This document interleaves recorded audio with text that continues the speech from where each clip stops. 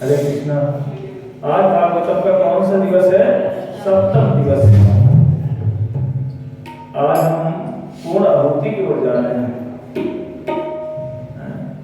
आज प्रसन्नता भी है और थोड़ा थोड़ा हृदय में लगता है। देखो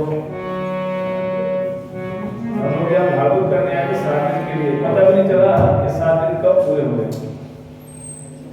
एक एक राशि कम होने चले गए और 7 दिन पास में आ गए।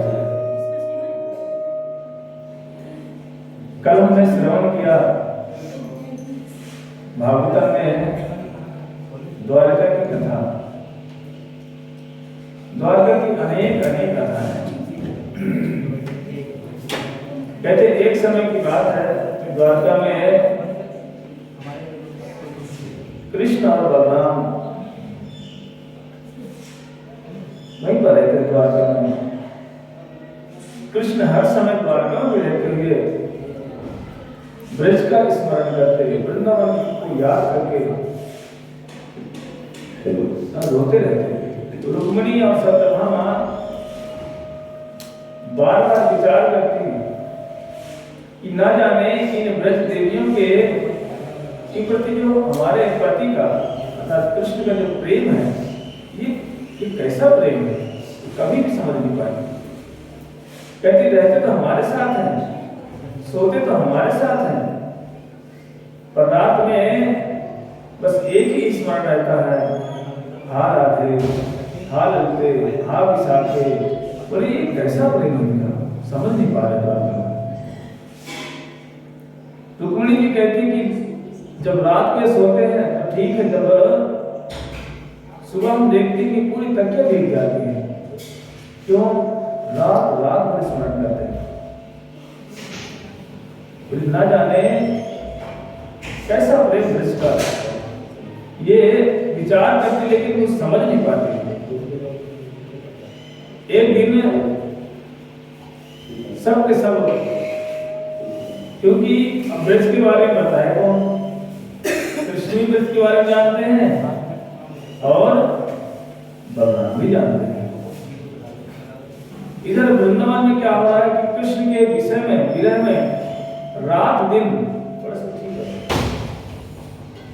हरे कृष्णा रात दिन रोते रहते ब्रजवासी। और इधर एक दिन नारद जी आ गए और कृष्ण की तबीयत इतनी खराब कि मूर्छा अवस्था जैसी हो गई।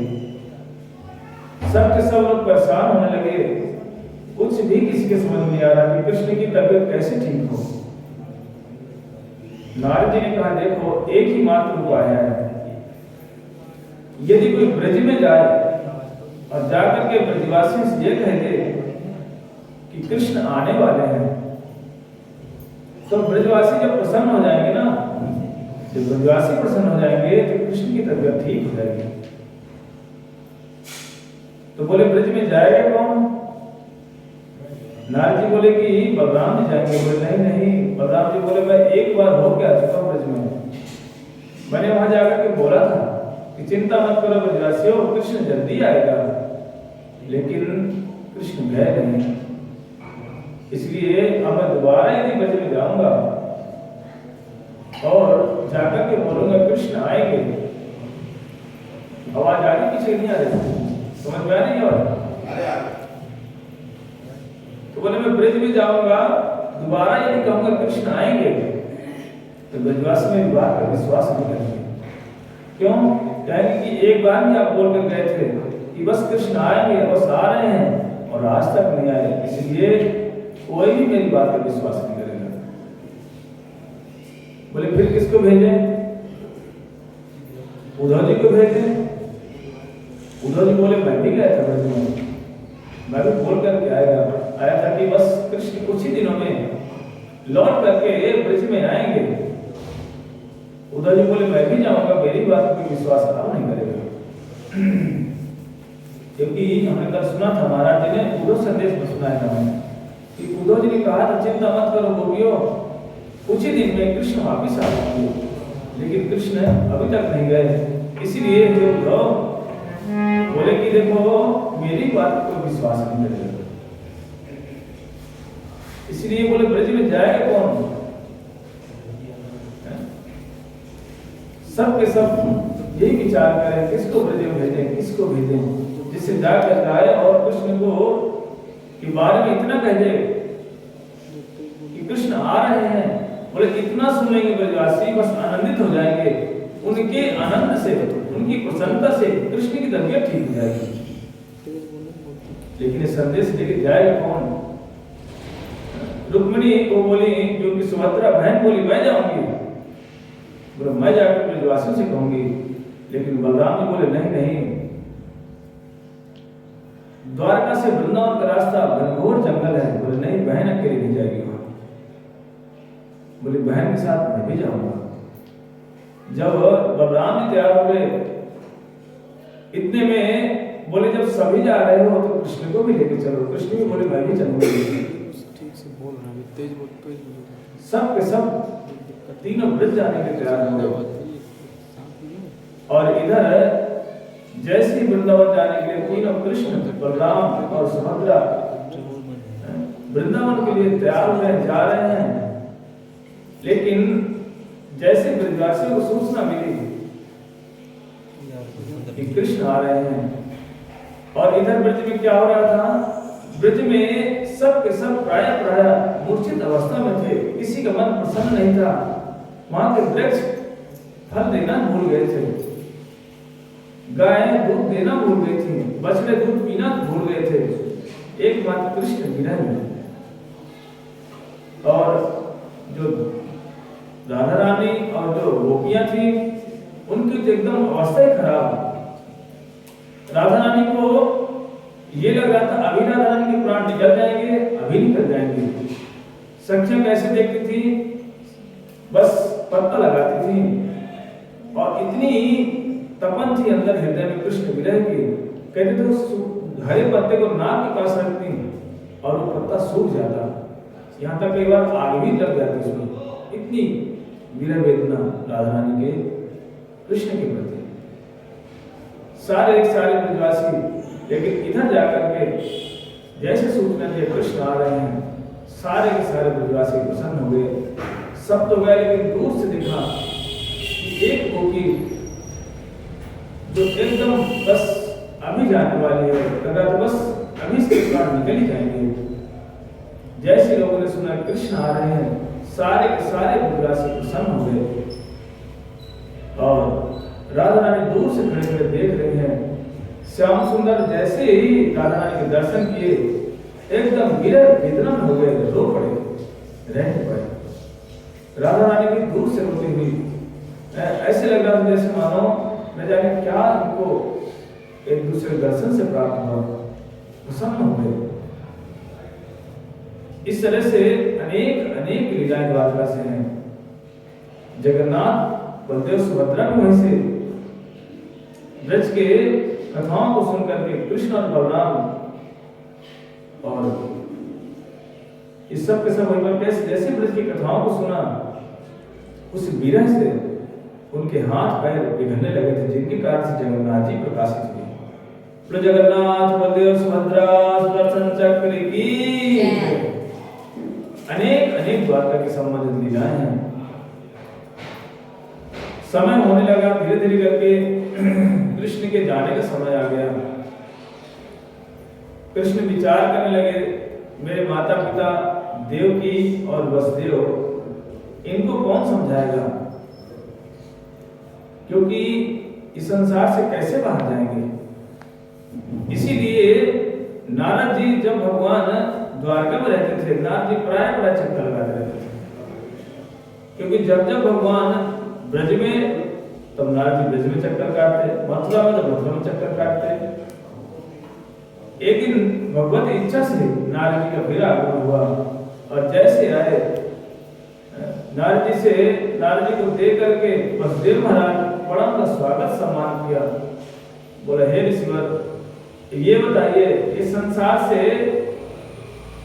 हमारा पीछा कैसे छूटेगा, क्योंकि हम संसार में सब के सब हैं, और साधुओं का आना ये कोई साधारण बात नहीं है। कौन बोल रहे हैं?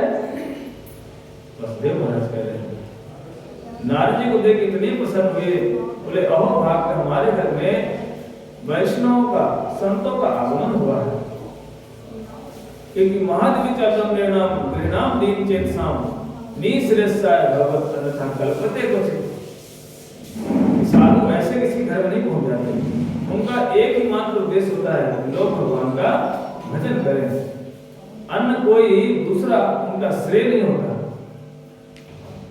एक ही श्रेय होता है, सारे के सारे लोग भगवान का नाम करना शुरू कर दें। क्योंकि संसार में जब तक कोई भगवान भजन नहीं करेगा, कितना भी कुछ कर ले, वो प्रसन्न नहीं रह सकता। इसलिए वसुदेव महाराज उनसे प्रश्न पूछने लगे कि प्रभु नारद जी, ये बताइए हम सब मनुष्यों को या हम क्या करें जिससे हमारा ये भवबंधन कट जाए। जिस संसार के दुख में हम सब के सब पिस रहे हैं, कभी हम संबंध बनाते हैं कि इस संबंध बना लेंगे तो हमारा थोड़ा दुख कम हो जाएगा, लेकिन दुख और बढ़ जाता है। देखना संसार में एक दूसरे से लोग दोस्ती करते हैं। क्यों करते हैं? कि भाई थोड़ा ठीक ठाक आदमी है, इससे दोस्ती कर लेंगे तो कभी समय पर है कि हमारा कुछ काम पड़ा तो हमारा साथ देगा, इसीलिए करते हैं। लेकिन साथ तो देता है और साथ साथ दुख भी तो देता है। अनेक अनेक प्रश्न पूछे, तब जाकर नारद जी ने उनको एक कथा सुनाना शुरू किया। क्या? नौ योगेंद्र संवाद सुनाया। बोले निमि नौ योगेंद्र संवाद। कहते हैं कि निमि महाराज नौ योगेंद्र से प्रश्न पूछने लगे। बोले प्रभु ये बताइए कि ये मनुष्य जीवन का असली फल क्या है, हम क्या करें? कहते मानुषो दुर्लभम देहम। कहते मनुष्य कैसा है? दुर्लभ है। लब्धवास दुर्लभिदम बहुसम भवान्ते मानुष्यम अर्थदम अनितम अपि अधीरा तोड़म यद पतेत न पतेत मृत्युमित्तम यावत निश्रेष्ठाय विषया खलो सर्वदा स्यात्। बोले मनुष्य जीवन न क्यों मिला है? तब निमि महाराज कहते देखो, नवयोगेंद्र बोले कि देखो ये मनुष्य जीवन कितना दुर्लभ है। मनुष्य दुर्लभ देहो। कहते मनुष्य जीवन कितना कितना दुर्लभ है, इतना सुलभ नहीं है जितना हम सोचते हैं। हम सोचते हैं हम ऐसे मिल गए, नहीं। कहते 84 लाख योनि के बाद मनुष्य जीवन प्राप्त हुआ है। और इस मनुष्य जीवन को हम क्या करते हैं? इसको नष्ट करने में लगे रहते हैं। लोगों से पूछो, बोले भैया क्या कर रहे हो? बोले वे टाइम पास कर रहे हैं। क्या बोलते हैं? Time pass. किसी की हिम्मत है जो टाइम को पास कर ले? ये कहो कि हमको टाइम पास करे जा रहा है, निकले जा रहा है। सारा का सारा टाइम हम क्या करते हैं? नष्ट कर देते हैं बातों में। कभी इसकी चर्चा, कभी उसकी चर्चा, भगवत भजन नहीं करते। बोले यही अनमोल जीवन, क्योंकि मनुष्य जीवन एक ऐसा अनमोल जीवन है, यदि इससे ही हम भगवान की सेवा प्राप्त कर सकते हैं, अन्य योनि से नहीं प्राप्त कर सकते हैं। कोई नहीं कुत्ता तो प्राप्त करेगा। अरे कुत्ता तो भोगी योनि है, पशु तो भोगी योनि है। हाँ वो कर सकते हैं यदि कोई भगवान की विशेष विशेष कृपा हो जाए। लेकिन साधारण न्याय यही कहता है मनुष्य जीवन किस लिए मिला है? मात्र भजन करने के लिए मिला है। लेकिन हम उससे क्या करते हैं? अपने भोग की वस्तु इकट्ठा करते हैं। हमको गाड़ी भी चाहिए, हमको बंगला भी चाहिए, हमको धन भी चाहिए, हमको सम्मान भी चाहिए। ये भी जरूरी भी है, ये भी नहीं कह सकते नहीं चाहिए। लेकिन सब कुछ यदि ठाकुर जी ने हमको दिया है तो उस वस्तु को लेकर के, उस सुविधाओं को लेकर के हमें भगवान का नाम ही करना चाहिए। ये नहीं करेंगे कि भाई क्या घर छोड़ के बाहर चले जाएं, या हमें गाड़ी की आवश्यकता तो क्या करें, गाड़ी ना लें, लो घर भी लो, कमरे में एसी में लगो, गीजर में लगो, सब कुछ चाहिए, शरीर के अनुकूल चाहिए। पर भाई इस शरीर से भजन भी तो होना चाहिए। यदि भजन नहीं करेंगे, हमने सारी सामग्री इकट्ठा कर ली, तो उससे लाभ ही क्या है?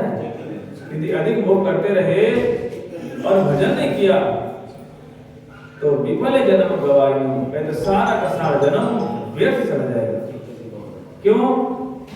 जिस उद्देश्य से हम यहाँ पर आए थे, उस उद्देश्य को भूल करके और खाओ पियो मौज करो इसमें लग गए।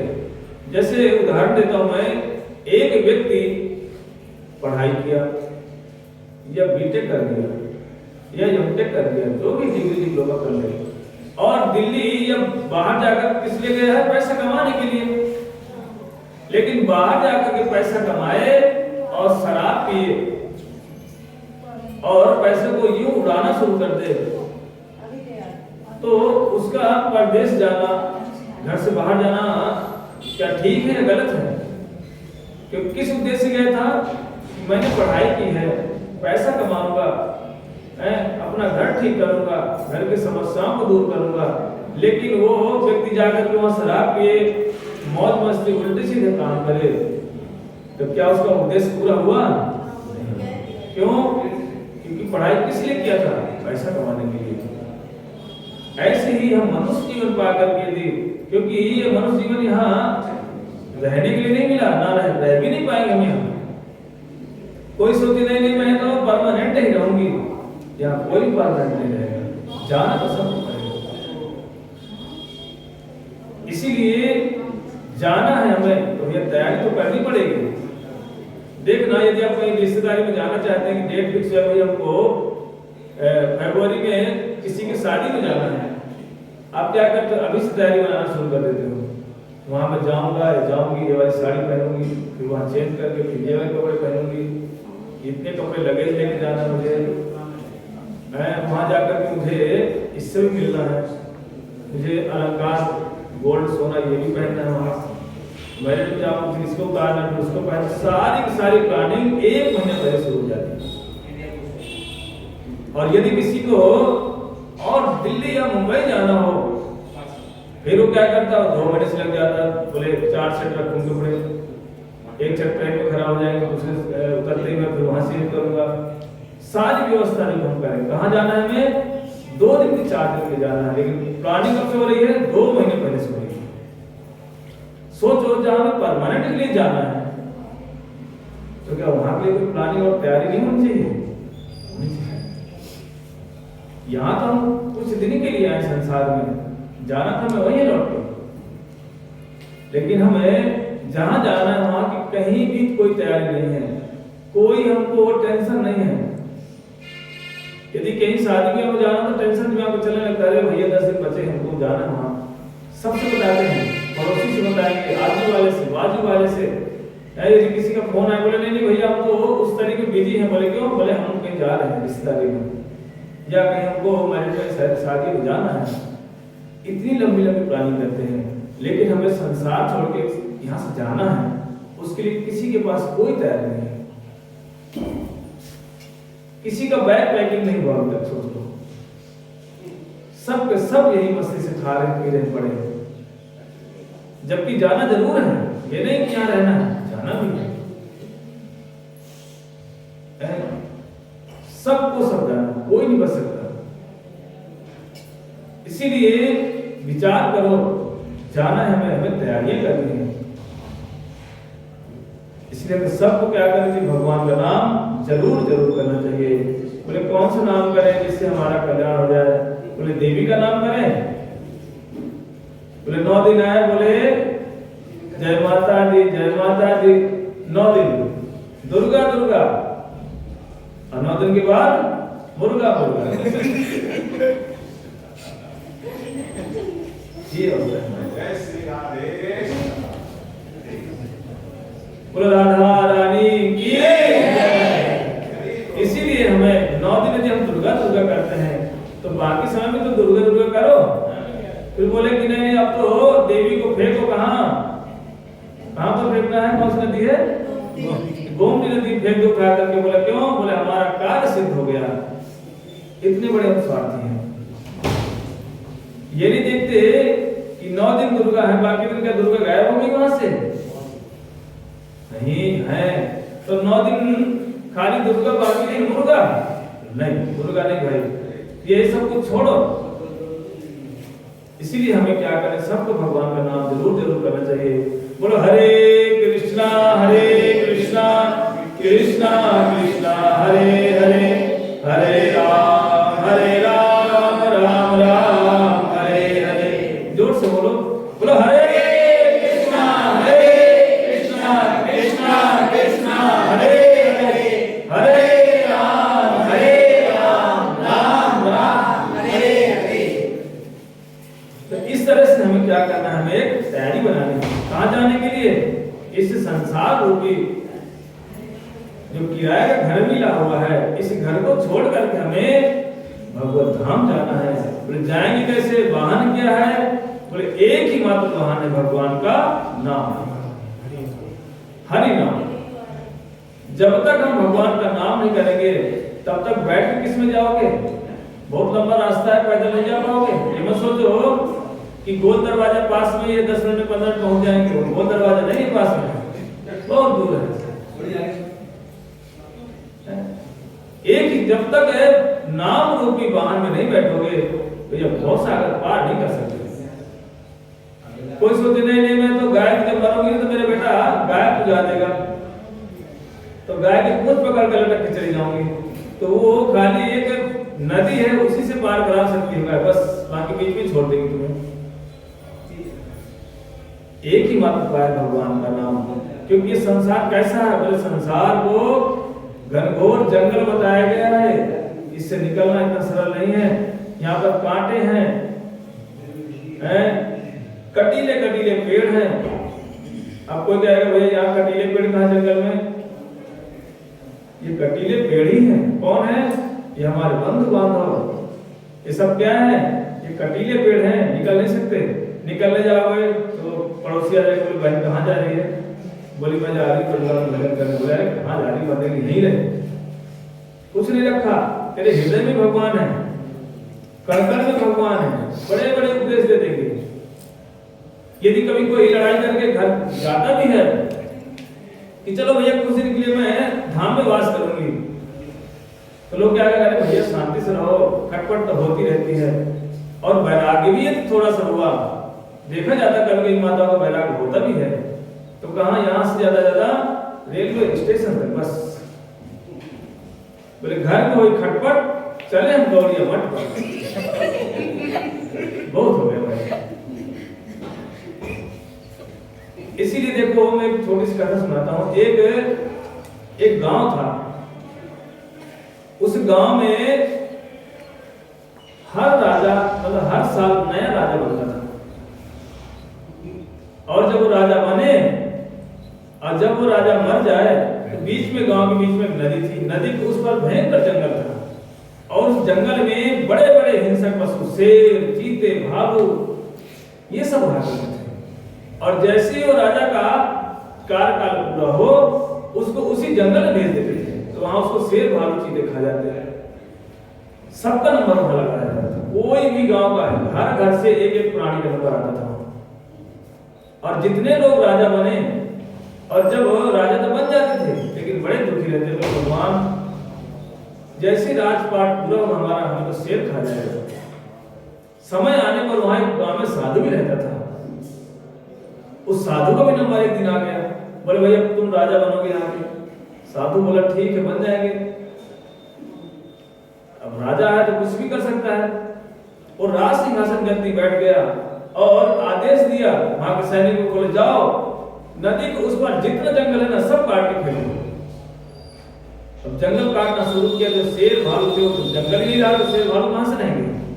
काटते काटते उसने अपने जीवन काल में सारा जंगल खत्म करा दिया।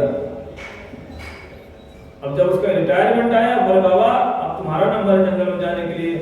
बाबा बड़े प्रसन्न हुए, बोले कोई बात नहीं, हम तो नदी के उस पार हम चले जाएंगे। बोले क्यों?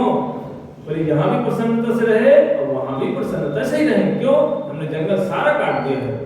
और बाबा गए उस नदी के उस पार, अपनी झोपड़ी में बैठ करके हरे कृष्णा कृष्णा कृष्णा हरे हरे, हरे राम राम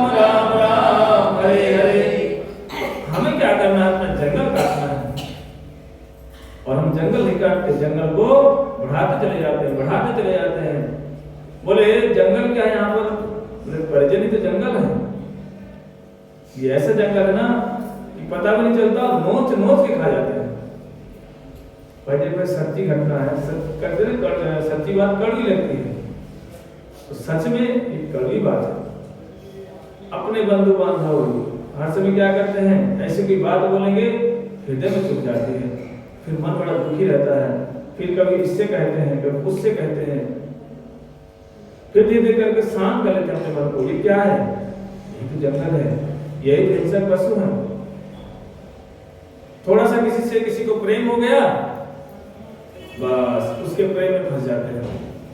या कहीं से मैसेज आ गया फोन में, आई लव यू, बस भाई अब वो आनंद आ जाएगा। लेकिन संसार में पता नहीं है आई लव यू कितना महंगा पड़ेगा है?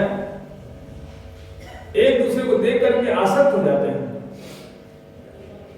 लेकिन भाई ये तो सोचो उस शरीर के अंदर भरा क्या है?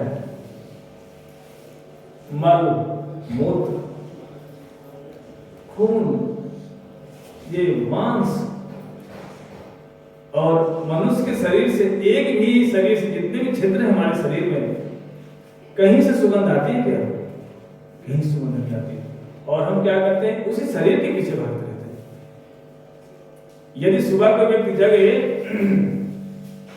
और अपने मुंह को सूंघे, भयंकर दुर्गंध, आंखों में देखो गंदगी, नाक से देखो गंदगी, मुंह से गंदगी, कहां से सुगंध निकलता है? कान से दुर्गंध, मल मूत्र त्याग, कहां सुगंधित है बताओ? और हम इसी के पीछे भागते हैं रात दिन, बस फोन देखते रहते हैं, अभी मैसेज नहीं आया, अभी मैसेज नहीं आया, कब मैसेज आएगा? एक बार जहां आ गया प्रसन्न। इस संसार का प्रेम कैसा है? बोले क्षणिक प्रेम है। अभी सुबह आई लव यू और दोपहर को किल यू, और शाम होते होते बोले आई हेट यू, बोले चलो छुट्टी होगी। यही प्रेम है। इसलिए हमें संसार रूपी इस जंगल से बाहर निकलने का प्रयास करो। जंगल से कैसे निकलोगे? भगवान का नाम करते हुए कर सकते। श्रीमद् भागवत महापुराण की जय।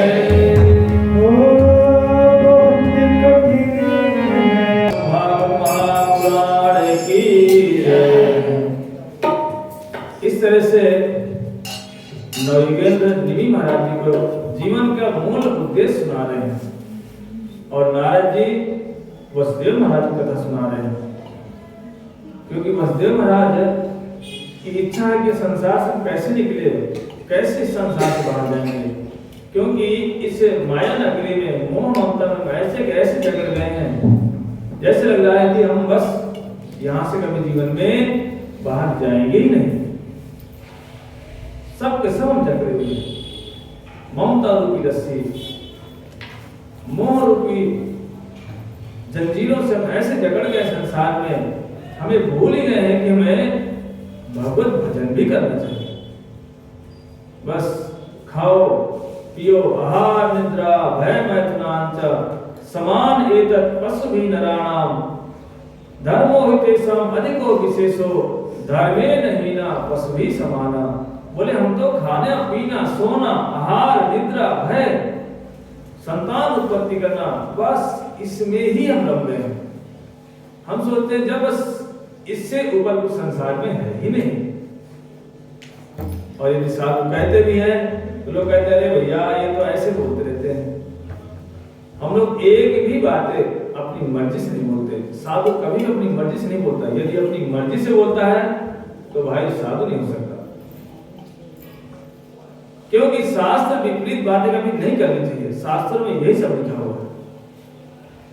जो व्यक्ति भगवत भजन नहीं करता, कहीं पर तो उसको ऊंट कह दिया, कहीं पर उसको गधा कह दिया, कहीं पर उसको कुत्ता बोल दिया।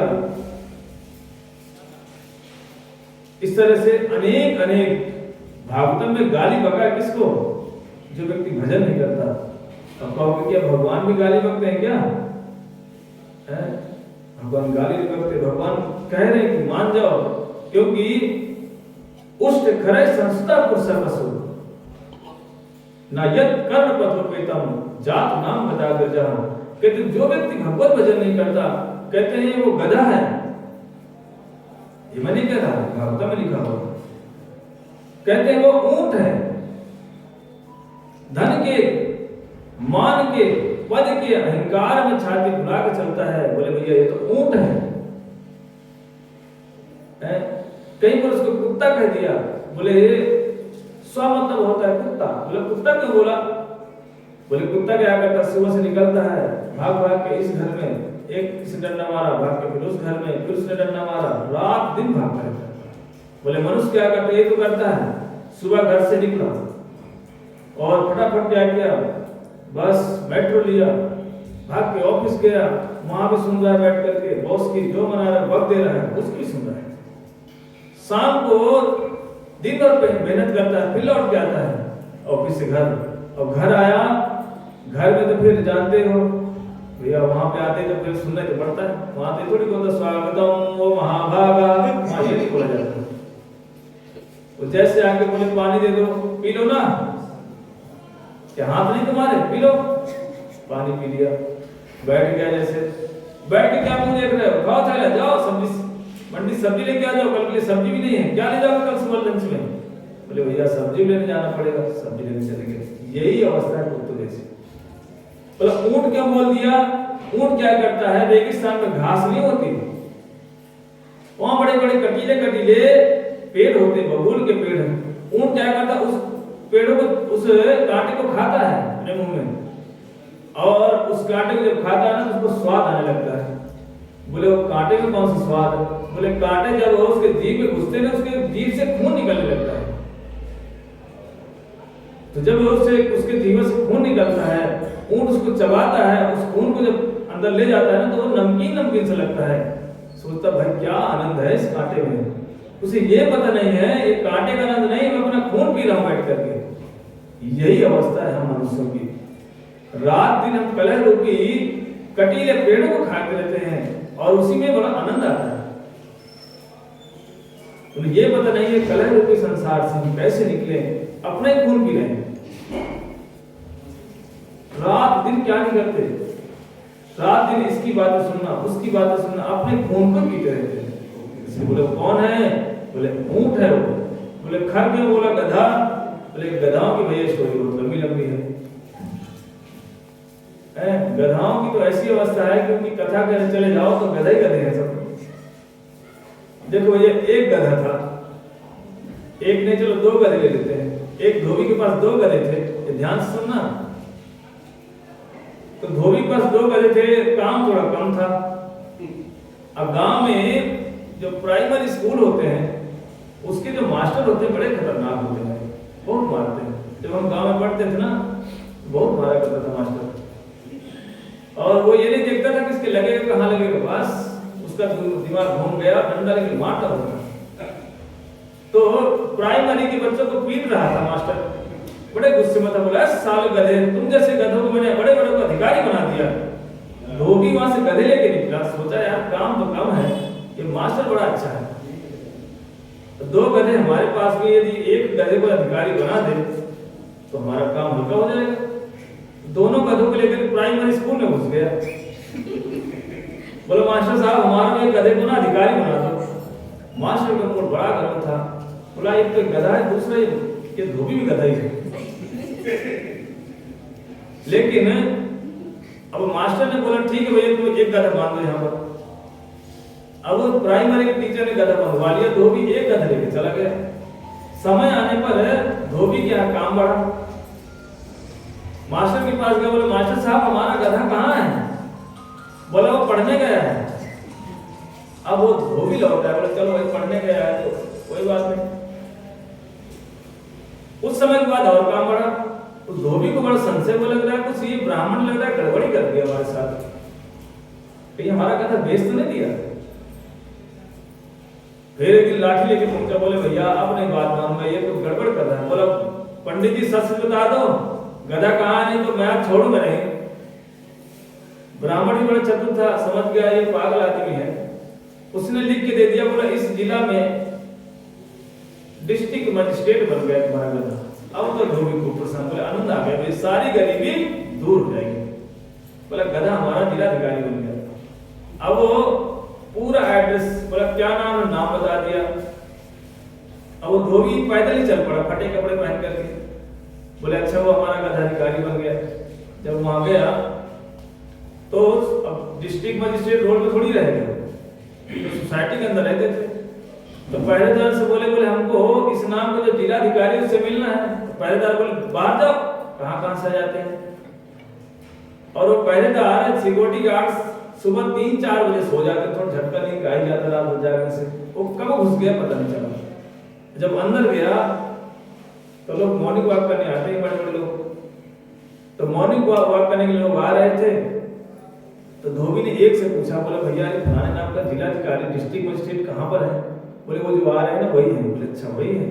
धोबी बड़ा प्रसन्न हो, बोला अच्छा वो देखो हमारा गधा कितना सुंदर हो गया है। नया नया कोई जवान जिलाधिकारी बना था। अब वो मिलना चाह रहा था, लेकिन इतने साथ में रहते हैं ना गवर्नमेंट सिक्योरिटी, जा नहीं सकता। एक सिक्योरिटी वाले से बोला भैया हमको ये अधिकारी से थोड़ा मिला दो। बोले कोई बात नहीं, मिल चले जाओ। चेकअप किया, बोला ठीक, गया चेक करने के लिए। जैसे पास पहुंचा, बोला क्यों रे गधे, पहचाना कि नहीं पहचाना। वो जिलाधिकारी का इतना मूड खराब हो, उसने एक लात खींच के मारा। बोला सारे कहां से बनने आ जाते हैं। धोबी बोला भैया तो पढ़ लिख कर अधिकारी तो बन गया, पर सच में तू मेरा गधा ही है। बोला क्यों, तो गधा तूने लात मार नहीं कर छोड़ा। तो यही अवस्था हमारी है, हम भी लात ही मार रहे हैं, हम गधे ही हैं। अनेक कथाएं, यदि गधाओं की कथा सुनाने बैठ जाओ, एक गधा और सुना देते, फिर हमारे कुछ बड़े वक्ता लोग बैठे हुए बोलेंगे। एक गधा जंगल में रहता था, एक गधा धोबी के पास रहता था। तो जंगल वाला गधा खा पी के हट्टा कट्टा रहता, खूब तंदुरुस्त, दहाड़ता, जमुना जी का पानी पीता। एक दिन एक गधा पहुंचा रोते हुए, बोले भैया तेरा जीवन बड़ा अच्छा है, बड़ा तो प्रसन्न रहता है। तो बोले भाई तू छोड़ के हमारे पास क्यों नहीं आ जाता, आराम से है ना, खाना पीना हमारे तो भी हट्टा कट्टा हो जाएगा। बोला कि ठीक है मैं आ जाऊंगा। उस दिन के लिए फिर लौट के गया। धोबी ने फिर उसको मारा, मार खा के फिर शाम को आया। बोले भैया बड़ा दुख संसार है, बार बार दुख दुख कहता, लेकिन जो गधा नदी किनारे रहता वो कहता भैया तू छोड़ के क्यों नहीं आ जाता, लेकिन वो छोड़ता नहीं। एक दिन तो उसको धोबी ने बहुत ही ज्यादा मार के खाल उधेड़ दी और रोते रोते आया। बोले महाराज अब नहीं जाना, मैं आपके पास ही रहूंगा। लेकिन 1 घंटे बाद बोला कि मैं थोड़ा आज और चला जाता हूँ। तो जो जंगल वाला गधा था उसने पूछा, बोला तो इतना मार खाता है तो फिर वहां क्यों जा रहा है तू? कह रहा क्या बताऊं, एक दिन धोबी की लड़की ने रोटी जला दिया था सब। तो धोबी बोल रहा था, बोला दोबारा अगर रोटी जली तो तेरी शादी मैं गधे से कर दूंगा। तो बोला मैं इस इंतजार में तो दोबारा रोटी कब जलाए और मेरी शादी हो जाए उससे। और उसी शादी के चक्कर में इतने मार खा रहा है, इतनी लाठियां खा रहा है। यही अवस्था हमारी है। संसार रूपी धोबी से लाठियां खा खा के और फिर भी लगता है चलो भाई शायद कहीं नंबर आ जाए हमारा, लेकिन नंबर नहीं आने वाला है। जिस सुख के चक्कर में घूम रहे हो सुख मिलने वाला नहीं है। ये चाहे लिखवा लो, चाहे मोहर लगवा लो, चाहे रजिस्ट्री करवा लो। इसलिए संसार में कभी कोई सुख से रह ही नहीं सकता। देखना, ये तो आप लोगों ने अनुभव किया होगा, लखनऊ जैसे शहर में रहते हो, ये उत्तर प्रदेश की राजधानी है, क्या नहीं करते सुख के लिए? बताओ सुखी हो? कोई हाथ उठा कर हाँ मैं प्रसन्नता से रह रहा हूं संसार में, तो मान जाओ कोई भी संसार में सुखी नहीं है। बोले सुखी कौन है? बोले साधु महात्मा सुखी है, कोई चिंता नहीं, ना तो बस ठाकुर जी का आश्रय लेके मस्त रहते हैं, तो रात दिन भजन करते हैं। और कैसे? सुबह होते 4 बजे उठ के बैठ जाएंगे और हरे कृष्णा कृष्णा कृष्णा हरे हरे, हरे राम राम राम हरे हरे। कोई चिंता नहीं रहती साधुओं को। चादर फैलाकर मस्त, चाहे दूसरी चादर तान के सो जाते हैं खराटे मार करके। बस सुबह उठे, नहाया धोया, भगवत भजन के आनंद में जीवन करता है।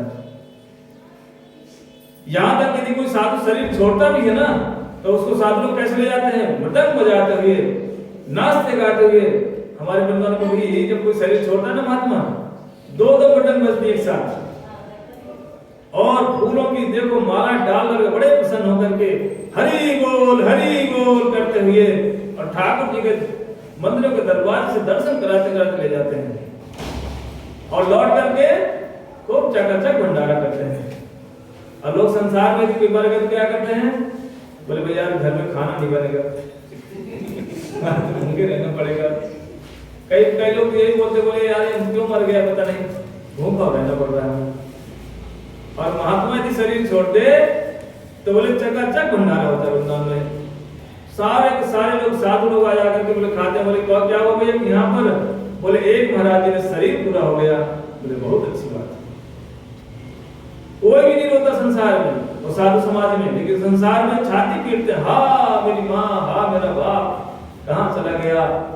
क्योंकि उन्हें पता है कि जो बाप मरा है ना, जो मैया मरी है, इसने भजन नहीं किया है, इसका नरक के अलावा कोई गति प्राप्त नहीं हुई होगी।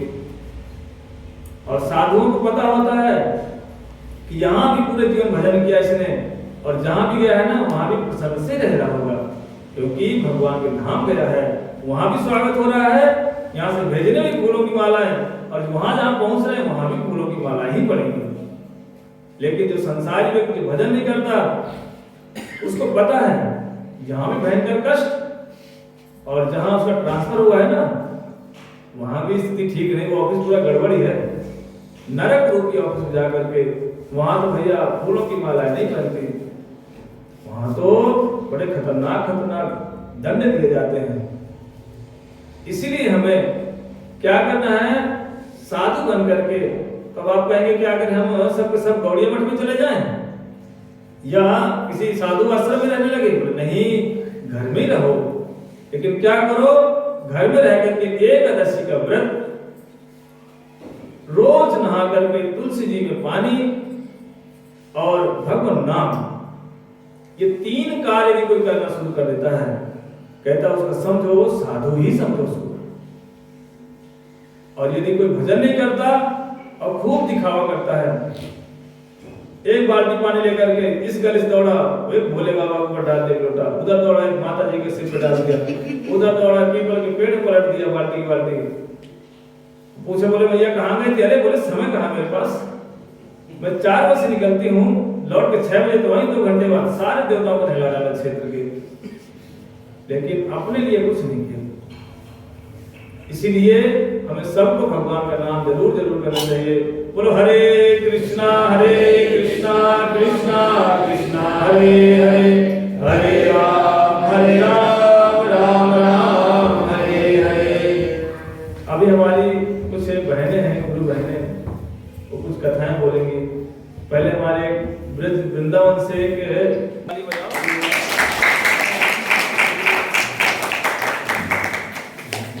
वैसे ना आप लोग भी तैयार हो क्या कर रहे हैं?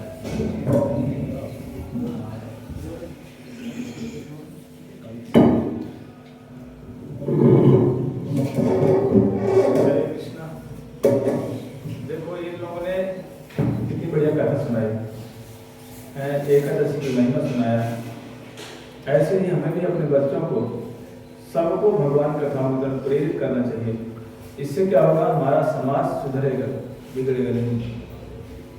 कई लोग सोचते हैं कि अरे लड़कियों कथा क्या भगवान है, लड़के बोलेंगे, नहीं नहीं, भगवान कथाओं में माता हो, लड़की हो, वृद्ध हो, जवान हो, पुरुष हो, सबका अधिकार है। सबको भगवान का भजन करने का अधिकार है। प्राय लोग कहते हैं नहीं, पूजा पाठ भजन तो कौन करेगा? बोले ब्राह्मण करेंगे, बोले अन्य जाति, और यहाँ तक कहते हैं कि भागवतम कौन पढ़ेगा? बोले ब्राह्मण ही पढ़ेगा।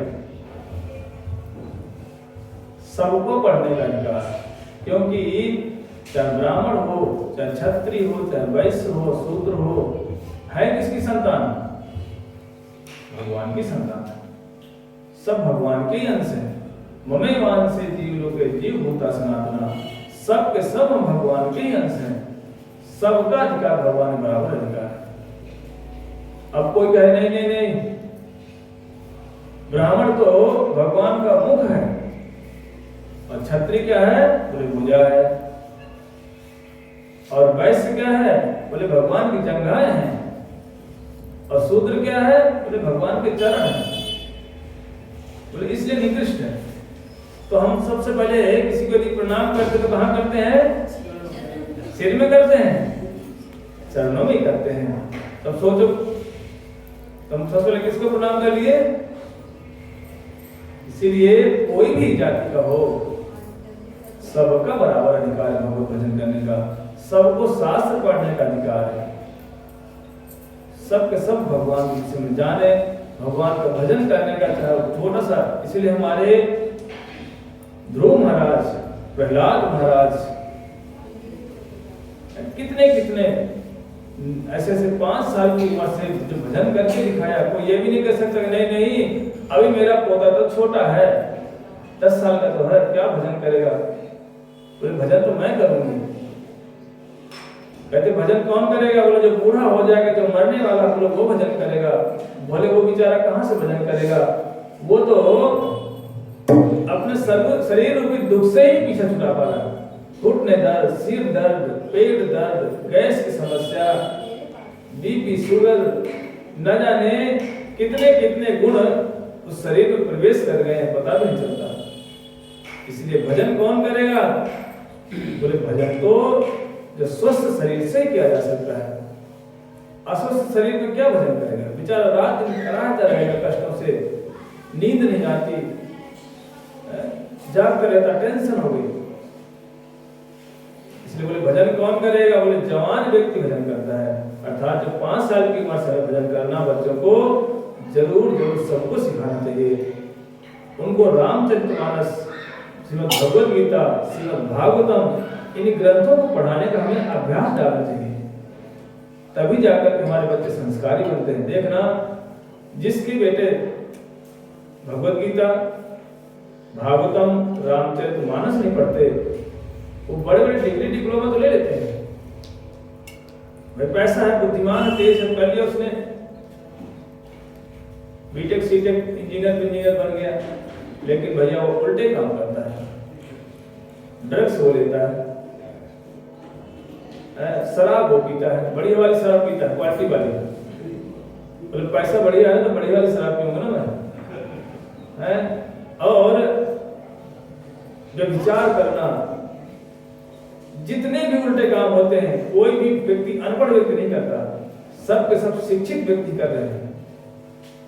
नोटों को डुप्लीकेट नोट बनाना, किसी का अकाउंट हैक कर देना, किसी का अकाउंट से पैसे निकाल देना, चोरी कर देना, बोले कौन काम करता है, एक ही व्यक्ति उसमें अनपढ़ नहीं है। जो भी अकाउंट हैक कर देना, बोले सब एक से होल्डर है, वो डिग्री होल्डर है, एक 6 माइंडेड है। लेकिन यदि कोई भगवान भजन करता है और शुरू से बचपन से उसके घर में संस्कार है भगवान के भजन के, शास्त्र पढ़ते हैं, भगवान को प्रणाम करते हैं, उठ करके तुलसी जी की सेवा करते हैं, कहते हैं ऐसा व्यक्ति कितना भी डिग्री होल्डर हो जाएगा, कभी गलत नहीं करेगा। भगवान क्या करते हैं, उसको मार्गदर्शन करते हैं, उसको सदमार्ग मिलाते हैं, और ऐसे लोगों का कभी भी जीवन संस्कार नष्ट नहीं होता। और जो व्यक्ति पढ़ लिख करके व्यभिचार करना, शराब पीना, गाली गलौज करना, किसी से थोड़ा सा धक्का लग गया उसको चांटा मार देना, सहन शक्ति नहीं रहती। क्यों? क्योंकि उसने कभी जीवन में साधु संग नहीं किया, और ऐसा ही व्यक्ति कभी साधु संग नहीं करता। जिसके घर में देखना माता पिता साधु संग कर रहे हैं, साधु घर में बुलाते हैं, कथाएं सुनते हैं, कथाएं सुनवाते हैं बच्चों को सिखाते हैं, बेटा साधु के पास जाना, प्रणाम करना,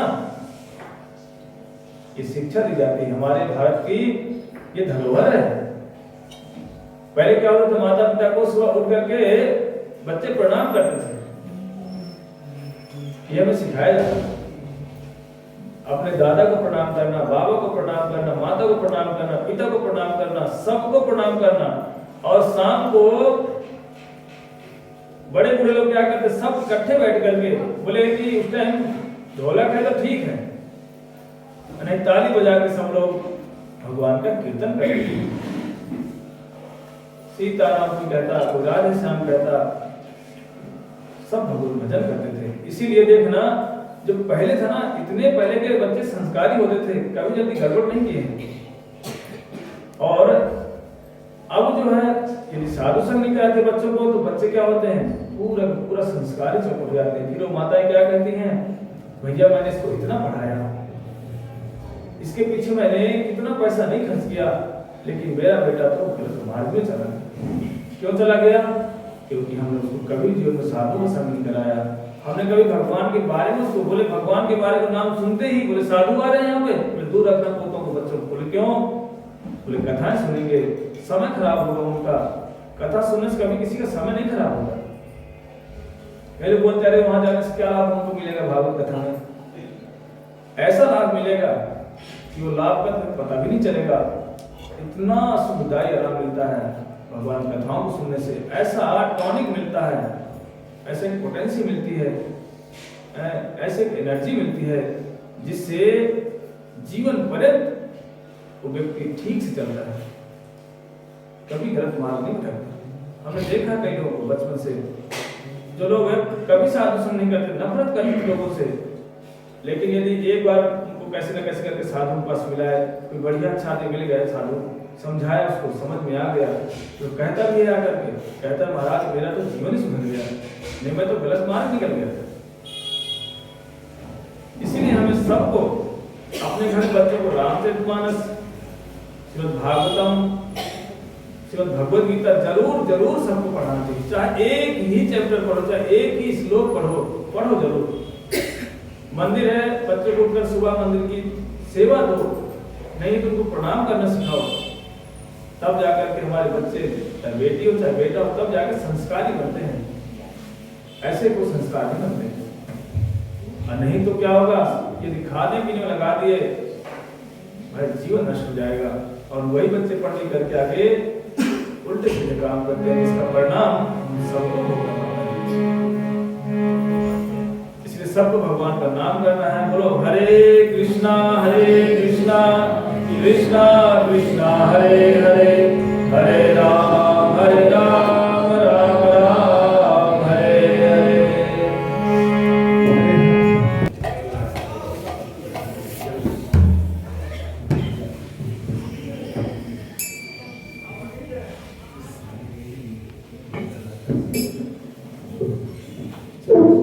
बोलो श्रीमद् भागवत महापुराण की। लोग कैसे लगे, दो चार ही बैठे क्या? बोलो श्रीमद् भागवत महापुराण की। अभी हमने अनेक वक्ताओं से भगवान कथाओं को सुना। महाराज जी से हमने एकादशी की महिमा, और वो दीदी ने सुना, वो भी एकादशी की महिमा सुनाई, दीदी ने ब्रज की महिमा को सुनाया। अनेक ये सारी कथाएं क्यों हैं? ये हम लोगों के लिए हैं। भगवान क्यों आते हैं संसार में? क्या आपको कोई यहाँ आने की आवश्यकता है? एकमात्र इसीलिए आते हैं कि हम जैसे लोग संसार में दुखी हैं, कष्ट में पिस रहे हैं। साधु संत क्यों आते हैं? क्या उनका कोई अपना स्वार्थ होता है? नहीं, भगवान का भी अपना कोई स्वार्थ नहीं है। ये मत सोचो कि भगवान इसलिए आए हैं कि वहां पर सेवकों की कमी पड़ गई होगी, इसलिए साधु को भेज कर भाई भजन करो, मेरे पास आ जाओ। वहां कोई कमी नहीं भगवान के पास। भगवान के जो निर्जन है, परिकर है, वो परमानेंट भगवान के पास रहते हैं। पर हम जैसे लोग जो संसार में दुखी हैं, उन्हें हम जैसे लोगों के लिए भगवान अपने साधु और अपने निर्जनों को भेजते हैं। नहीं, भगवान को या उनके भक्त को आने की कोई यहाँ जरूरत नहीं है। तो नहीं आएंगे तो भी कोई समस्या नहीं उनके पास। अनेक कारण हैं। हम लोग संसार में सबके सब क्या करते हैं? सुख की तलाश करते हैं। श्री निमि महाराज को ये कथा नवयुगेंद्र सुना रहे हैं, और नारद जी वसुदेव महाराज को और देवकी मैया को सुना रहे हैं। फिर इसलिए संसार कैसा है? बोले संसार में सुख नहीं है। ऐसे एक राजा थे, उनकी बड़ी सुंदर रानी थी, और उस रानी का एक बार हार खो गया। और हार एक पक्षी लेके उड़ गया और लेकर के पेड़ में जाकर बैठ गया। नदी किनारे पेड़ था और जैसे वो बैठा वो हार क्या हुआ कि डाली में फंस गया। वो डाली में जब हार फंस गया, अब वो पक्षी खींचे लेकिन वो खींच ना पाए, वो हार वहीं फंस गया और कौवा वहां से उड़ के चला गया। और राजा ने क्या किया, पूरे राज में ढिढोरा पिटवा दिया, यदि कोई मेरे रानी का यह हार ढूंढ कर दे देगा मैं उसे अपार धन दूंगा, बहुत सारा धन दे दूंगा। सारे के सारे लोग ढूंढना शुरू कर दिए। बोले राजा के रानी का हार खो गया है। सब के सब ढूंढ रहे थे, लेकिन कुछ नदी किनारे साइकिल चलाने वाले, रिक्शा चलाने वाले भी गए वहां पर। तो एक कीचड़ सा होता है ना, नदी के किनारे कहीं पर गड्ढा सा हो जाता है, पानी भर जाता है, उसके पास में पेड़ था, उसमें हार फंसा हुआ था। लेकिन रिक्शे वाले खड़े होकर देख रहे थे ऐसे पानी में, लेकिन उनको हार दिखाई पड़ा नीचे। बोले वाह भाई, ये तो हार नीचे है इसमें। और रिक्शे वाले फटाफट कूद गए, सब के सब कूदने लगे। बोले भैया सब ढूंढ रहे हैं, जो भी आप बोले क्या है, बोले भाई इसमें हार है, हमने देखा इसके अंदर हार दिखाई पड़ रहा है। सब के सब ढूंढने लगे। पूरे राज में आधे से ज्यादा जनता उसे कीचड़ में कूद गई। सब ने ढूंढा, किसी को वह हार नहीं मिला। और लौट करके अकस्मात वहां से एक संत निकल रहे थे, साधु निकले। बोले भैया यहाँ पे क्या कोई कुंभ चल रहा है क्या, सबके सब स्नान कर रहे हो? बोले नहीं नहीं, कुंभ नहीं है, ना ही कोई अर्ध कुंभ लगा है। बोले रानी का हार इसके अंदर है। बोले अच्छा। बोला मिला? बोला मिला नहीं है तो इसी के अंदर, क्योंकि हमने देखा है पानी के अंदर। तो साधु बोला भाई तुम बाहर तो निकल के आओ। जैसे सब लोग जितने भी उसमें स्नान कर रहे थे कीचड़ में, सब के सब बाहर निकल के आ गए। बोले थोड़ा रुक ठहर जाओ। 10, 15, 20 मिनट तक सब के सब जनता बाहर खड़े कर देख रही थी। और जैसे पानी थोड़ा सा कचरा नीचे बैठ गया, पानी थोड़ा सा ठीक हुआ, फिर हार दिखाई पड़ा। बोला देखो देखो साधु, वो देखो हार रहा। साधु ने कहा वो हार वहां नहीं है, हार ऊपर है, वो जो पेड़ में देखो लटक रहा है हार। सबने देखा। बोला हाँ सच में, यदि साधु नहीं आते तो हम इसी कीचड़ में ढूंढते कि हार, और उस हार के चक्कर में पूरा जीवन नष्ट कर देते। ऐसे हम लोग संसार में, इस साधु लोग क्यों आते ये बताते हैं कि संसार में सुख नहीं है, सुख तो कहाँ है, ऊपर है। और हम लोग उसी संसार रूपी कीचड़ में, कचरे में कूद कूद करके बोले क्यों हार मिल जाएगा, आनंद आएगा। इस तरह से प्रसन्नता यहाँ नहीं है। इस तरह से कथा को सुनाते हुए महाराज परीक्षित को कथा सुना रहे कौन, सुखदेव गोस्वामी जी, कि संसार कैसा है, असार है, संसार में कोई सार नहीं। और इतने में जैसे समय आया महाराज परीक्षित के जाने का, क्योंकि 7वां दिन है, सर्प आएगा और दंशन करेगा, महाराज परीक्षित को खा जाएगा। लेकिन जैसे इन कथाओं को सुने महाराज परीक्षित, सुखदेव गोस्वामी ने कहा देखो अब हम जा रहे हैं यहाँ से। महाराज परीक्षित इतने प्रसन्न हुए और भगवान का कीर्तन करते हुए सुखदेव गोस्वामी को प्रणाम किया महाराज परीक्षित ने, और सुखदेव गोस्वामी वहां से प्रस्थान कर गए। और राजा परीक्षित वहां बैठ करके भगवान का चिंतन किया, और चिंतन करके भी वहां से शरीर को छोड़ के चले गए। कहते ये सब कैसे हो गया? भक्ति से होता है। बिना भक्ति कोई संसार से अपने आप प्राण को लेकर नहीं जा सकता। लेकिन भक्ति एक ऐसा भगवान का प्रिय वस्तु है, भक्त भक्ति करते करते अपने आप संसार से बाहर चला जाता है। उसको इस संसार में कष्ट वष्ट भोगने की जरूरत नहीं पड़ती। और हम लोग संसार में अपनी बुद्धि लगाते हैं, अपनी टीका टिप्पणी करते, नहीं जी ऐसे नहीं, ऐसे वैसे नहीं, ऐसे, लेकिन फल उसका एकदम विपरीत। संसार में कितना उपाय कर लो, हम मरेंगे नहीं, लेकिन भाई जाना तो पड़ेगा। हमारे गोस्वामी तुलसीदास जी कहते हैं, बुद्धि बड़ी चतुराई बड़ी, सुंदरता तन में प्रकटी है। मान बड़ो धन धान बड़ो, यश कीरत हो जग में प्रकटी है। कहते हैं कि कुछ भी कर लो, द्वार खड़े हैं गजेंद्र हजार, यश इंद्र को तो कछु न घटी है। तुलसी जगदीश की भक्ति बिना, सुंदर नार की नाक कटी है। तो खूब सुंदर स्त्री हो, देखने बड़ी सुंदर दिख रही है, लेकिन भाई उसकी नाक काट दो, सारी सुंदरता चौपट। ऐसे ही संसार में खूब धन वैभव आ जाए, यदि भक्ति रूपी हमारे अंदर सुंदरता नहीं है तो कहते हो सब सुंदरता कैसी है? कहते स्त्री खूब सुंदर हो, अलंकृत करी हो, किए हो, लेकिन नाक काट दो, सारी सुंदरता चौपट।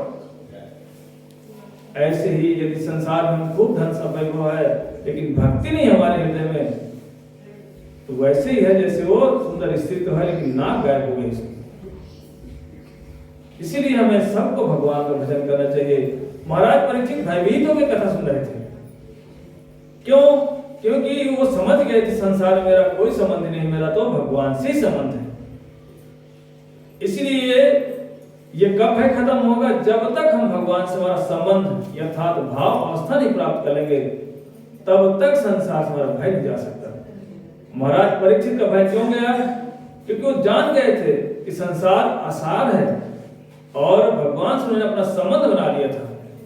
इसीलिए कहते शांति अभ्यर्थ कालत विरक्तिर्मान शून्यता, आशा बंद समूत कंठा, नाम गाने सदा रुचि।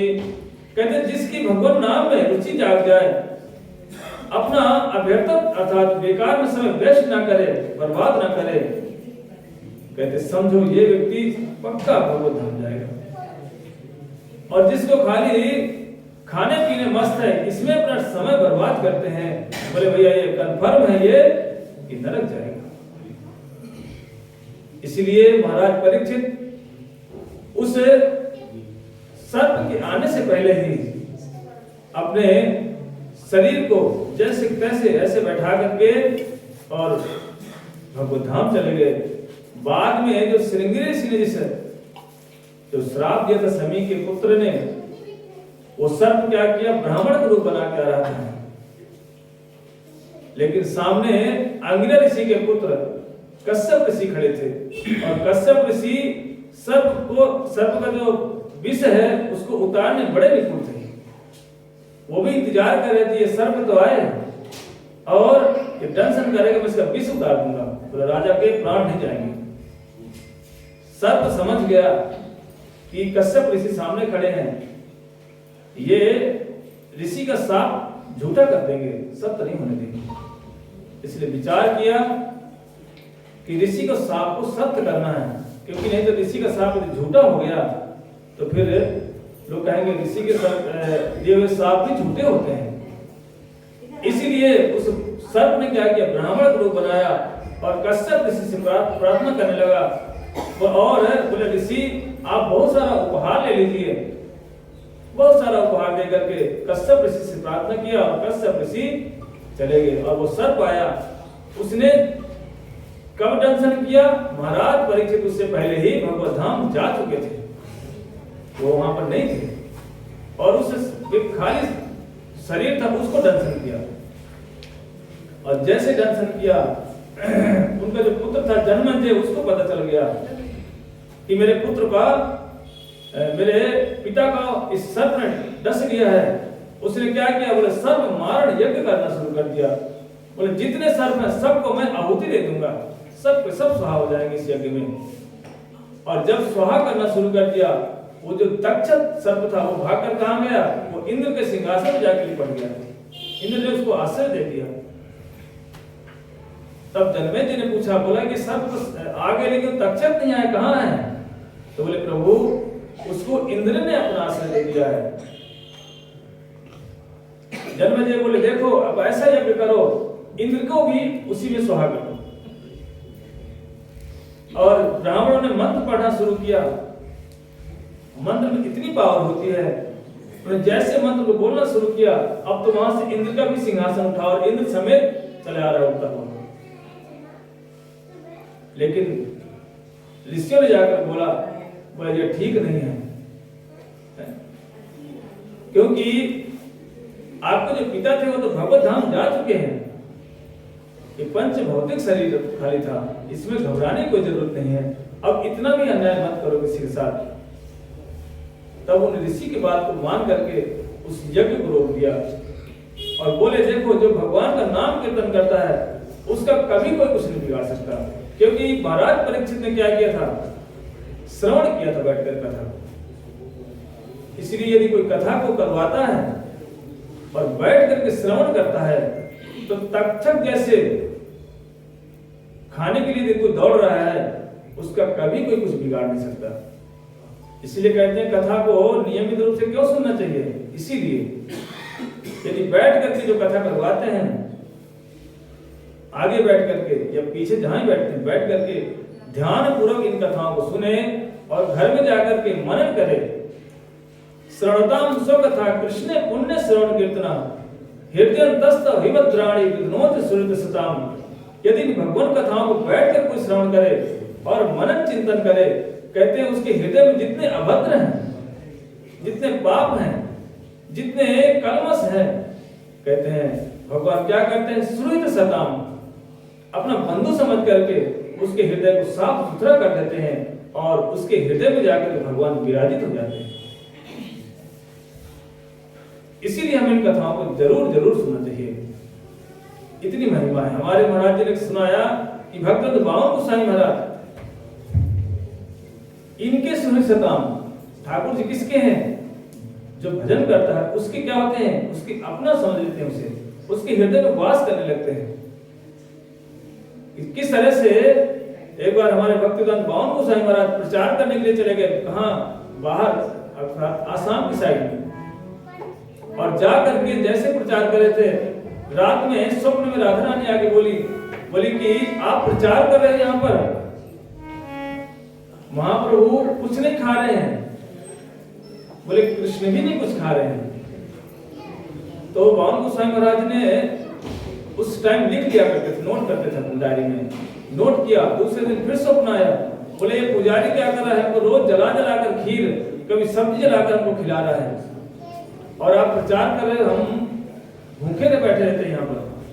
महाराज जी तुरंत उस प्रचार को वहीं पर रोक दिया, बोला नहीं, मेरा प्रचार करने का, कथा बोलने का एक ही मात्र उद्देश्य है, हमारे ठाकुर जी प्रसन्न रहे। और तुरंत महाराज जी ने दूसरा दिन नोट किया, तुरंत लौटकर कहां पर आए, नवदीप धाम देवानंद गौड़ी मठ में आकर के महाराज जी आए। लेकिन महाराज जी ऐसे चरित्रवान संत थे, वैष्णव थे, कभी किसी को कुछ भी नहीं बोलते और पुजारी से भी कुछ नहीं बोले, बस बोले कि इसको रसोई बनाओ, रसोई बनवाया और खुद देखते रहे, कुछ जला भुना तो नहीं। जब जाके भोग लगा, 2 दिन हो गया, तब राधा रानी ने कहा, बोला महाप्रभु भी खा रहे हैं और कृष्ण भी खा रहे हैं, सब हम खा रहे हैं, हम ठीक है सब। तब महाराज जी ने पुजारी से पूछा, बोला इस तारीख में आपने खीर जलाई थी क्या? तो पुजारी बोला कि मैंने तो नहीं पता, लेकिन रसोइये से पूछा गया। रसोइया बोला हाँ महाराज, खीर जल गई थी। फिर पूछा कि इस तारीख में ये सब्जी जली थी क्या? तो रसोइया बोला हाँ महाराज, सब्जी भी जल गई थी। सुरत सताम, ठाकुर जी अपने हृदय पर किससे कहेंगे? जो उनका भक्त होगा उससे कहते हैं। और हम लोग, हमसे कभी ठाकुर जी बात नहीं, खड़े तो हैं यहाँ पर, बात करते हैं नहीं करते, क्यों? क्योंकि हम सुरत सताम नहीं हुए हैं। श्रवणताम स्वकथा कृष्ण पुण्य श्रवण कीर्तन, हम भगवान का भजन नहीं करते, इसीलिए ठाकुर हमसे कुछ कहते भी नहीं है। देखना, आप लोग वृंदावन जाते, दामोदर जाते हैं, श्याम सुंदर जाते हैं, रमण जी जाते हैं, जिनसे गोस्वामी से ठाकुर जी बात करते थे। सनातन गोस्वामी से कहते थे कि बाबा इसमें थोड़ा सा नमक लगा दिया करो। मदन गोपाल आगे बोलते हुए, बाबा मैं सूखी सूखी बाटी खाता हूं ना, मेरे गले फंस जाती है, इसमें थोड़ा सा नमक लगा दिया करो, नमक पानी लगा दोगे तो मैं खाऊंगा तो मेरे गले के अंदर चली जाएगी। सनातन गोस्वामी बिगड़ गए, बोले मैं तुझे नमक लगा के नहीं खिला सकता, खाना तो खा, नहीं आज को दिखाई मत पड़ना, जा यहाँ से। भगा दिया किसको? भगवान को भगा दिया, जिसके लिए हम लोग तरसते हैं। ठाकुर जी को सनातन गोस्वामी ने डांट कर भगा दिया, जाओ यहाँ से, आज के बाद नहीं आना। बोले आज तुम नमक मांग रहे हो, कल घी मांगोगे, परसों बीबी मांगोगे, बोले हम भजन करें तुम्हारे चक्कर में पड़े, बोले जाओ मैं नहीं करना तुम्हारी कोई सेवा पानी। भगवान को भगा दिया। लेकिन दूसरे दिन जैसे समय आया, सनातन गोस्वामी ने फिर जाकर के रोटियां बनाई टिक्कड़, और जैसे ही बैठे फिर गोपाल आ गया। सनातन गोस्वामी बोले फिर आ गया तुम? बोले बाबा मैं आपको छोड़कर कहीं जाऊंगा। बोले क्यों नहीं जाएगा? बोले क्योंकि आप मेरी परीक्षा ले रहे हो। कौन कह रहा है? भगवान कह रहे हैं, कृष्ण कह रहे हैं। किससे? सनातन गोस्वामी से, कि बाबा मैं जानता हूं तो मेरी परीक्षा ले रहे हो, मैं इस परीक्षा में फेल नहीं होऊंगा, मैं पास होके ही रहूंगा। और हम लोग क्या कहते हैं? भगवान हमारी परीक्षा ले रहे हैं। लेकिन भक्त भी भगवान की परीक्षा लेते हैं और भगवान उस परीक्षा में फेल कभी नहीं होते। इसलिए जो भगवान का भजन करता है वो कभी भी फेल नहीं हो सकता।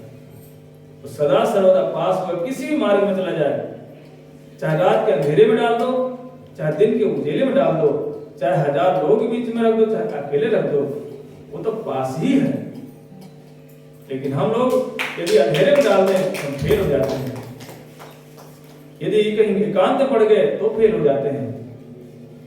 इसलिए हमें ऐसा बनना है भगवान का भजन करके कि कहीं भी रहें हम, चाहे 10 लोगों के बीच में रख दो तो भी साधु, 50 के बीच में रख दो तो भी साधु, अकेले रख दो तो भी साधु। ऐसा बनना पड़ेगा, तब जाकर के भगवान हमारे सुहृद सदा होंगे। इसलिए नाम कीर्तन करते हुए कहते हैं भवे भवे यथा भक्ति पादयोस्तव न जायते। कहते हैं कि लास्ट में भगवान से प्रार्थना करने लगे कि हे ठाकुर जी, आप जितने भी आपके अवतार हैं उनमें सबसे मूल कौन? बोले कृष्ण है। इन कृष्ण से सबके सब हम यही प्रार्थना करते हैं कि किसी न किसी तरह से हम सदा सर्वदा भगवान का कथा कीर्तन करते रहें, भगवान का नाम करते रहें। लास्ट में यही कह रहे हैं कि नाम कीर्तनस्य सर्व पाप प्रणाशनम। नाम की इतनी महिमा है कि महाराज परीक्षित का भवसागर पार हो गया। हम लोग भी श्रवण करते करते यदि हम ऐसी कथाओं को श्रवण करते रहे तो भगवान हमारे हृदय में सुहृद सदा बन जाएंगे और सारी की सारी समस्याएं हमारी खत्म हो जाएंगी, हम भी भवसागर पार हो जाएंगे। ये जो भागवत कथा मैंने किया 7 दिन तक, इस कथा को करने का और कोई दूसरा उद्देश्य नहीं था। अमित प्रभु के माध्यम से हम यहाँ पर आए थे और भी आगे कथाएं हैं। यहाँ के बाद दिल्ली में 1 तारीख से, फिर 7 को कंप्लीट होगी, फिर 8 को कथा है, भोपाल खांडवा में जाना है, फिर लौट के नोएडा आना है। कथाएं हैं, पर कथा करने का एक ही मात्र मेरा उद्देश्य है और मैं हमारा कोई दूसरा उद्देश्य नहीं है। चाहे कोई भी सुनने आ रहे हैं, कोई भी आ रहे हैं, लेकिन एक ही मात्र उद्देश्य लेके हम चलते हैं कि कथा सुन करके हमारा अपना कल्याण होगा। यदि किसी की प्रसन्नता हम चाहते हैं तो उस कथा को इसलिए बोलते हैं कि हमारे गुरुवर की प्रसन्न हो, इस पर मुझ पर हमारे श्रीमन बैठे हुए चैतन्य महाप्रभु प्रसन्न हो, हमारे कृष्ण प्रसन्न हो, उसमें से हमारी श्री राधा रानी हम पर प्रसन्न हो जाए। क्यों? यदि राधा रानी प्रसन्न हो गए, समझो हमारा काम सब पूरा जीवन सुना जाता है। इसलिए कथा करने का एक ही मात्र मेरा उद्देश्य था कि हमारे ठाकुर जी प्रसन्न हो और जो लोग यहाँ पर कथा सुन रहे थे उन पर भी ठाकुर जी प्रसन्न हो जाए और उनका दोष बंधन कट जाए और उनका कल्याण हो जाए। यही कहकर अपनी वाणी को विराम देता हूँ। वांछा कल्पतरुभ्यश्च कृपा सिंधुभ्यो च पतितानां पावनेभ्यो वैष्णवेभ्यो नमो नमः।